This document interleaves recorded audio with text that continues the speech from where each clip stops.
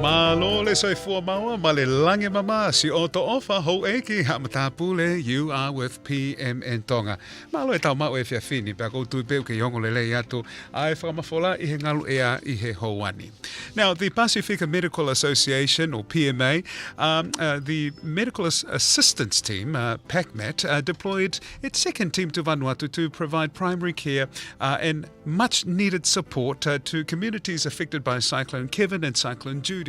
Joining us right now is the big boss, CEO of the Pasifika Medical Association Group, the lovely Debbie Sorensen, who joins us from beautiful Samoa. Malo soifua and talofa to you, Debbie. Alofa and maloi talava, JP. Welcome back to Aupolokalama. We wish we were there with you over there in warm Samoa at the moment, but thank you for making time for us, Debbie. Talk to us about this ongoing wonderful support. You guys are always there in the much needed times, especially in the areas of mental health. But what was on the agenda to help our families over in this country in Vanuatu? Vanuatu called us straight after Cyclone Judy and then Cyclone Kevin came. Within 2 days, they had 2 Category 4.5s hit them.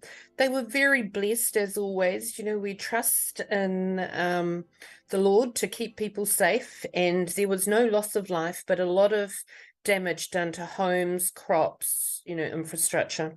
And so Vanuatu government, Ministry of Health, requested support for primary care, so doctors and nurses to work in the community, as well as a psychosocial team. And of course, our listeners from Tonga will remember our fantastic mental health team that came to Tonga following the volcano, and you should expect to see them back again this year. But we understand very clearly how important it is that there is someone to stand beside you and talk to you, that you can understand what happens after a really big event like this, and that it's okay to be awake in the middle of the night. It's okay to feel frightened, and that those feelings will pass. But also the team teaching people how to breathe, to calm down, how to sleep well.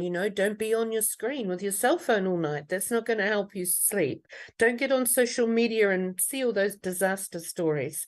So it sounds simple, but, following a really big event, it's often the simple things that are most important. Oh, yeah. We're very lucky in Vanuatu. We're working alongside our long-standing colleague, Dr. Jimmy Obed, who is our psychiatrist and runs the most amazing mental health service there. And that's just been opened. A new facility's been opened called Mind Centre that Minister Mahuta opened a couple of weeks ago. That's right. And of course, we're working alongside Dr. Siriana Natuman and her fantastic clinical team with our general practice people. So it's very exciting. Whawhetai, Debbie, whamalola atu to you for leading this, and also the team that are there on the ground, because my understanding you've now supported over 300 plus individuals around the mental health checks, with 179 individuals further supported with GP consultations. So important that you guys are there in times like this. Now, is this actually available there, or are we adding on something that is really, really needed right now? It's not available in the numbers and the demand that's required after this event. And we've just split our team. And overnight last night, 5 of our team got on Helper 1, which is the VANMAT, the Vanuatu Emergency Medical Team's boat, and landed in Futuna this morning. And so for us as Tongans, we understand that these are our close kainga. And so they've offloaded in Futuna, and they'll be doing mental health work, primary care work. They've taken up dentists, ENT specialists, and a couple of other doctors with them to look after the people on Futuna. So it's the most, most humbling experience to be able to reach out when called, but also to have the capacity, as you be well aware, JP, in Futuna, everyone speaks Tongan and French. That's right. And so, of course, our Tongan staff have gone up on the boat, and it's an amazing experience for them.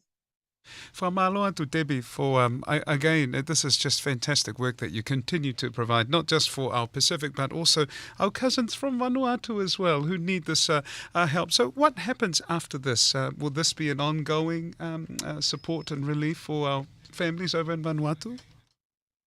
Indeed. The PMA group also hold the contract for the New Zealand Medical Treatment Scheme, and through that scheme, we're able to deploy visiting medical teams like the ones we've sent up, but in a more orderly manner.